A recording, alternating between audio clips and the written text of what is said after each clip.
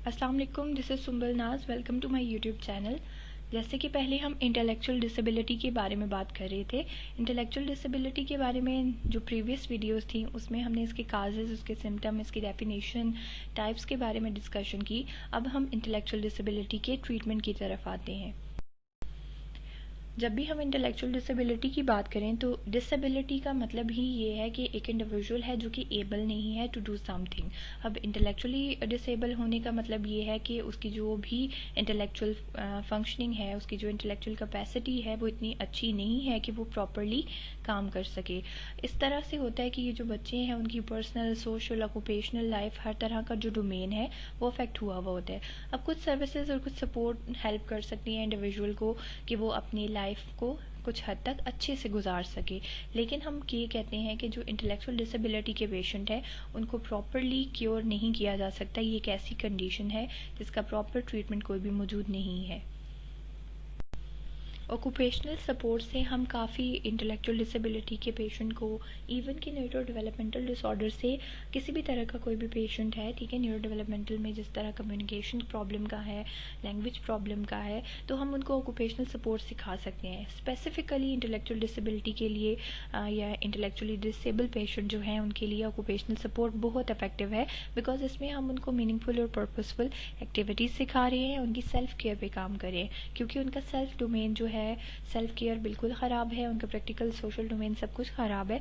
तो the first important thing is कि वो अपने काम तो कम से कम खुद कर सके। तो उनकी ग्रूमिंग पे, ठीक है, उनको फीड कैसे करना है, उनकी बाथिंग पे, ड्रेसअप किस तरह से होना है, ये तमाम चीज़ें हम बच्चों को सिखाते हैं। इवन कि बड़ों को भी सिखाते हैं, हर चीज़ सिखाई जाती है। एम्प्लॉयमेंट एक्टिविटीज़ और स्किल्स सिखाई जाती हैं ताकि उनका जो प्रैक्टिकल डोमेन है वो भी इम्प्रूव हो सके। डिफरेंट तरह की लेयर एक्टिविटीज़ में उनको इन्वॉल्व किया जाता है, जिसमें निटिंग हो गया, डिफरेंट तरह की गेम प्ले में इन्वॉल्व करना, जस्ट बिकॉज कि वो एक्टिव हो, वो रिक्रिएशनल साइड पे जाएं। और जब आप किसी भी रिक्रिएशन में इन्वॉल्व होते हैं तो तब भी आपकी जो इंटेलेक्चुअल कैपेसिटीज़ हैं वो कुछ हद तक पॉलिश होना स्टार्ट हो जाती हैं, वो काफ़ी हद तक इम्प्रूव होती हैं। इसके अलावा डोमेस्टिक एक्टिविटीज़ में जिस तरह से कुकिंग कराना बच्चों से बड़ों से, उनको सिखाना, उनको इन्वॉल्व करना इस तरह की एक्टिविटीज़ में, उनको रिस्पॉन्सिबल बनाना। और इसके अलावा लॉन्ड्री का काम भी उनसे करवाया जा सकता है, अपने कपड़े तय करना, छोटी छोटी एक्टिविटीज़ करवाने से क्या होगा कि उन्हीं की सपोर्ट होगी। जिस तरह से अब बच्चा है इंटेलेक्चुअल डिसेबिलिटी का तो ऑब्वियसली वो बड़ा तो होगा, तो बड़े होते हुए भी उसे यही प्रॉब्लम होगा। तो फिर क्या है, जब हम ऑक्यूपेशनल सपोर्ट सिखा देंगे छोटे बच्चे को तो वो बड़ा होके भी काफ़ी उसके लिए अच्छा होगा और वो अपनी लाइफ को बहुत अच्छे से गुजार सकता है। इसके अलावा स्पीच थेरेपी काफ़ी इफ़ेक्टिव होती है, जिसमें हम बच्चों की कम्युनिकेशन स्किल को इम्प्रूव करने के लिए उनको डिफरेंट तरह की एक्टिविटीज़ में इन्वॉल्व करेंगे। इतना उनको इन्वॉल्व करें कि उनकी जो इंटरेक्शन है दूसरों के साथ अच्छी हो, जिसकी वजह से उनकी रिसेप्टिव और एक्सप्रेसिव लैंग्वेज स्किल्स भी इम्प्रूव हो सकें। रिसेप्टिव लैंग्वेज का मतलब ये है कि वो किसी की बात सही से सुन सकें, उसको समझ सकें, और एक्सप्रेसिव लैंग्वेज की वो अपनी बात दूसरे तक सही तरह से पहुँचा सके, उसका मीनिंग समझ आ रहा हो उनको। इसके अलावा स्पीच थेरेपी में आर्टिकुलेशन को इम्प्रूव किया जाता है कि क्या वो वर्ड जो बोल रहे हैं वो ठीक तरह से बोल रहे हैं या नहीं बोल रहे। इसके अलावा वोकैबुलरी इम्प्रूव करना स्पीच थेरेपी का एक पर्पस है। तो ये तमाम ट्रीटमेंट्स हैं जो कि इंटेलेक्चुअल डिसेबिलिटी के पेशेंट के ऊपर अप्लाई किए जा सकते हैं। इसके अलावा मेडिकेशन काफ़ी इफ़ेक्टिव हैं। कहा जाता है कि मेडिकेशन के अलावा जो इंटेलेक्चुअल डिसेबिलिटी के पेशेंट हैं उनको ट्रीट करना मुश्किल है, लेकिन मेडिकेशन भी कुछ हद तक डिसेबिलिटी की रूट कॉजेज़ को ख़त्म नहीं कर सकती, कुछ हद तक उसको उसकी लाइफ को फैसिलिटेट कर सकती हैं। Currently no medication can treat the entire spectrum of the disorder that causes IDs. तो ये जो जितनी भी मेडिकेशंस हैं ये इतनी ज़्यादा इफ़ेक्टिव नहीं है जितनी हम समझते हैं। कुछ हद तक किसी भी चीज़ की इंटेंसिटी को कम कर देना, ठीक है, वो अलग बात है, लेकिन प्रॉपरली क्योर नहीं करती। Next is talk therapy. Talk therapy जैसे कि हमें पता है कि ये साइकोथेरेपी को ही कहा जाता है, और साइकोथेरेपी काफ़ी ज़्यादा साइकेट्रिक प्रॉब्लम्स को सॉल्व करने के लिए काफ़ी इफ़ेक्टिव है।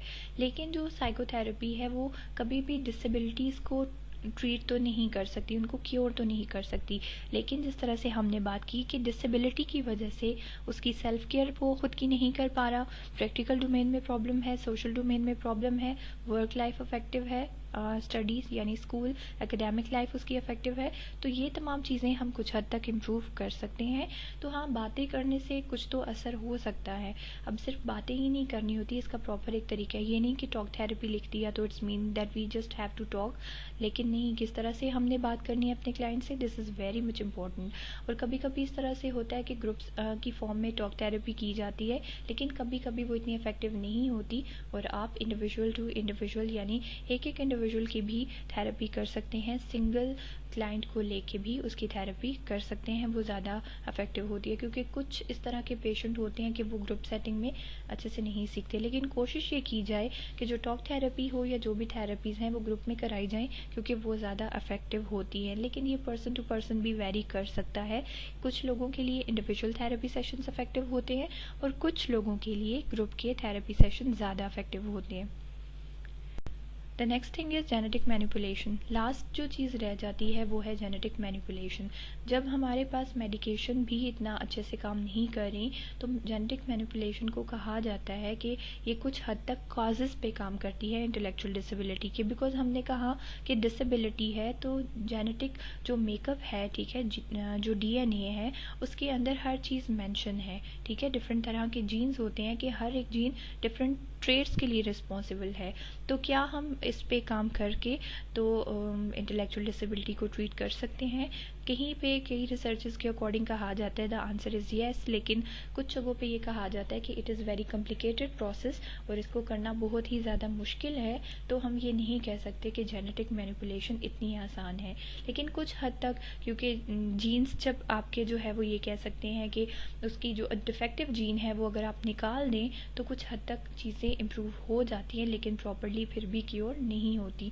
तो अभी आज का जितना भी लेक्चर था उसमें हम लोगों ने यही सीखा कि अगर हम ट्रीटमेंट करना भी चाहें तो कर सकते हैं, लेकिन वो इतना ज़्यादा इफेक्टिव नहीं होता जितना कि दूसरे साइकेट्रिक इश्यूज़ के लिए होता है। क्योंकि इंटेलेक्चुअल डिसेबिलिटी बाय बर्थ आती है, जेनेटिकली एक चीज़ ट्रांसफ़र हो रही है, ठीक है, या फिर कोई ऐसी प्रॉब्लम होगी कि जैसे कि कोई फिजिकल इंजरी होगी, ब्रेन में इंजरी होगी, कोई पार्ट डैमेज हो गया, उसकी वजह से भी इंटेलेक्चुअल डिसेबिलिटी हो सकती है। तो ये ऐसी चीज़ें हैं जो कि नॉन क्योरेबल हैं, और इनको ट्रीटमेंट देना इस तरह से है कि सिर्फ उनको सपोर्ट प्रोवाइड करना और साथ साथ उनकी लाइफ को इम्प्रूव करना, इसके अलावा कुछ भी नहीं कि प्रॉपरली हम उनका क्योर दे सकें जितने भी डिसऑर्डर्स हैं। Thank you so much for watching and listening. I hope कि ये वीडियो आपके लिए काफ़ी सक्सेसफुल रही हो, एंड अगर आपको ये वीडियो पसंद आए तो don't forget to like, subscribe and share. Thank you so much. अस्सलाम वालेकुम।